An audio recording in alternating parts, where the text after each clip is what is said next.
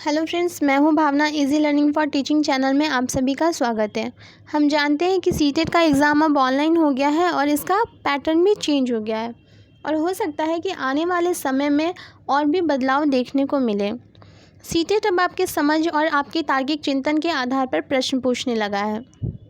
हम देखते हैं कि सीटेट के कुछ ऐसे टॉपिक्स या शब्द जो काफ़ी कंफ्यूजिंग है, जिसको आप बार बार पढ़ लेते हैं, फिर भी जब आप एग्ज़ाम में क्वेश्चन करने जाते हैं तो वहाँ क्वेश्चन आपका गलत हो जाता है। तो इस चैनल के माध्यम से हम आपको उसी वर्ड्स और टॉपिक से रिलेटेड ट्रिक प्रोवाइड कराएंगे, जिससे कि आपको चीज़ों को समझने में काफ़ी आसानी होगी और वह आपको लंबे समय तक याद रहेगा, जिससे कि जब आप पेपर करने जाएंगे तो आप अपना पेपर बहुत ही अच्छे ढंग से सही तरीके से करके आएंगे। तो चलते हैं अपने क्लास की तरफ। आज हम अपने पहले क्लास में देखेंगे मनोवैज्ञानिक, उनके निवास स्थान तथा उन्होंने कौन सा सिद्धांत प्रतिपादित किया था, यानी कि किस मनोवैज्ञानिक ने कौन सा सिद्धांत प्रतिपादित किया और वह कहाँ के निवासी थे। चलते हैं अपने पहले पॉइंट की तरफ। पहला है हमारा जीन पियाजे। कहाँ के निवासी थे? तो स्विट्ज़रलैंड के।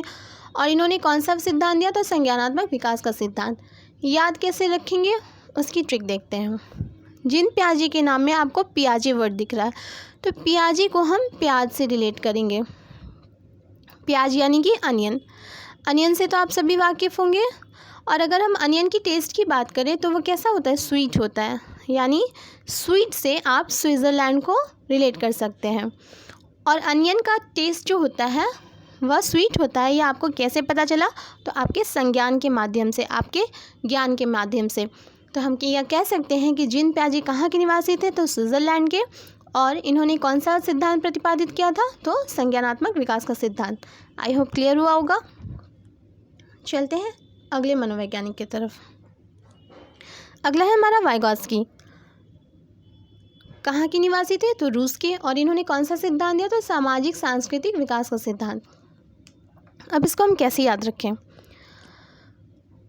तो वाइगॉत्स्की ऐसे व्यक्ति थे जिन्हें अपने सामाजिक और सांस्कृतिक परिवेश से बहुत लगाव था। वह अपने समाज, अपनी संस्कृति को बहुत महत्व देते थे।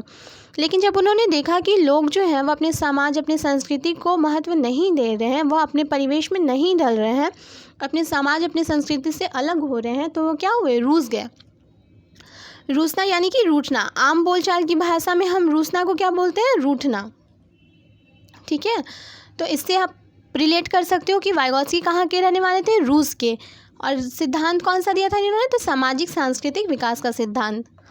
आशा करती हूँ क्लियर हुआ होगा। चलते हैं अगले मनोवैज्ञानिक की तरफ। तो अगला है हमारा सिगमंड फ्राइड। सिगमंड फ्राइड कहाँ के निवासी थे? तो ऑस्ट्रिया वियना के। और इन्होंने कौन सा सिद्धांत दिया? तो मनोविश्लेषणवाद का सिद्धांत। अब याद कैसे रखें वह देखते हैं। तो आपको सिगमंड फ्राइड के नाम में ही मन दिख रहा है, यहाँ मन है, ठीक है। और इनका जो सिद्धांत था वो भी क्या था? मनोविश्लेषणवाद का सिद्धांत। यानी इनके नाम के मन और सिद्धांत के मन को एक दूसरे से रिलेट करके हम याद रख सकते हैं कि सिगमंड फ्राइड जो थे उन्होंने कौन सा सिद्धांत दिया था? तो मनोविश्लेषणवाद का सिद्धांत। क्लियर है। और अब हम देखेंगे कि वो कहाँ के निवासी थे, इसको कैसे याद रखें। तो वो थे ऑस्ट्रिया वियना के निवासी। अब ऑस्ट्रिया को हम कैसे याद रखें? पेस्ट्रियाँ से, खाने वाली जो पेस्ट्रियाँ होती है ना, उससे रिलेट करेंगे इसको, ठीक है। तो सिगमंड फ्राइड ने क्या किया? लोगों को फ्राइड पेस्ट्रियाँ खिलाई जो लोगों को पसंद नहीं आई। तो अब इसका कारण जानने के लिए सिगमंड फ्राइड ने लोगों के मन का विश्लेषण किया कि उन्हें ये पेस्ट्रियाँ क्यों नहीं पसंद आई। तो इससे मन का विश्लेषण से हो गया आपको मनोविश्लेषणवाद का सिद्धांत। तो हम इससे याद रख सकते हैं कि सिगमंड फ्राइड कहाँ के निवासी थे? तो ऑस्ट्रिया के। ऑस्ट्रिया को हम पेस्ट्रिया से रिलेट करेंगे। और इन्होंने कौन सा सिद्धांत दिया? तो मनोविश्लेषणवाद का सिद्धांत। देखते हैं अगला है हमारा कोहलबर्ग, ठीक है। और ये कहाँ के निवासी थे?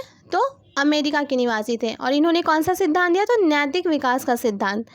अब इसको हम देखते हैं कि कैसे याद रखा जा सकता है। तो कोहलबर्ग जो है, आप बर्ग को बर्गर से रिलेट कर सकते हैं, ठीक है। और बर्गर जो है वह कहाँ का फास्ट फूड है? तो अमेरिका का। और बर्गर हमारे हेल्थ के लिए उतना बेनिफिशियल नहीं है, ठीक है। जैसे अगर आप ज़्यादा बर्गर खाएंगे तो क्या होगा, आपका हेल्थ बिगड़ जाएगा।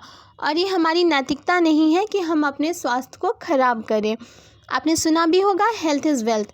तो क्या है, बर्गर खाना हमारे हेल्थ के लिए अच्छा नहीं है, यानी हमारी नैतिकता नहीं है कि हम अपना स्वास्थ्य ख़राब करें। और ये कहाँ का फास्ट फूड है, तो अमेरिका का।